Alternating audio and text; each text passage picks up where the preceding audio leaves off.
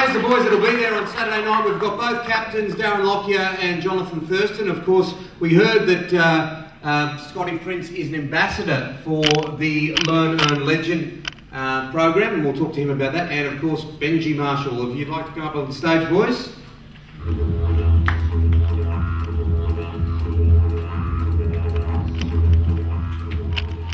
Now, Johnathan, you were recently given the honour of captaining the Indigenous side. We've just heard from Laurie about the privilege it is to him to coach. Your thoughts as skipper? Yeah, it's a huge honour. It's unfortunate that Presto can't play this weekend. Everyone loves playing alongside him. But yeah, it's just a huge honour, and I'm very proud to be the skipper. That's for sure. Scotty, Learn, Earn, Legend. Tell us about it. It's emblazoned on the front of the jersey. It's a really important program. You're an ambassador for it. Yeah, very much so. It's what our slogan means. Like the Learn, Earn, Legend is basically just trying to inspire young Indigenous kids to stay at school, get a very good education, and then to fulfil their dream in the workforce. And for myself, it's very proud to be the ambassador. And with the guys, all the guys are really keen on being great role models, and it just gives us an opportunity to do that. Darren, you've captained a lot of football teams. This is a unique team to captain. Tell us your thoughts about captaining a side that includes the players and against the team you're playing. It's exciting. The fans pick the team, and they're entertaining players. It's just a training. Some of the skill level that's on display has been pretty impressive, and it's good to have Benji on my team for once.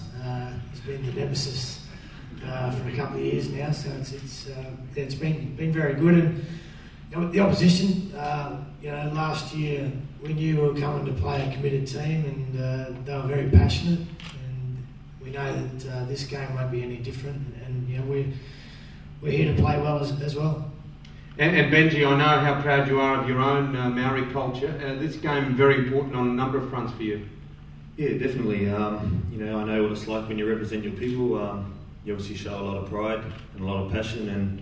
And there was one time in these boys' lives, and JT and Princey, when they're in the position of a lot of young Indigenous people, and for them to be role models and kids to look up to the way they're living their life. I think this is a very special occasion, and just very happy to be a part of it. And Johnathan, look, Queensland's had it's been ripped apart the last few weeks, whether it be cyclone up north where you're living, or down here with the floods, and many Indigenous communities affected by it. A game like this really can be a centrepiece to raise spirits. I know it's not going to repair houses, but it's got a double meaning, hasn't it? Yeah, that's right. Poor Queensland's copped a fair bit of a battering over the last couple of weeks, and this game means so much to so many people, and like you said, it lifts the spirits of so many people as well. So hopefully everyone watch it and be entertained.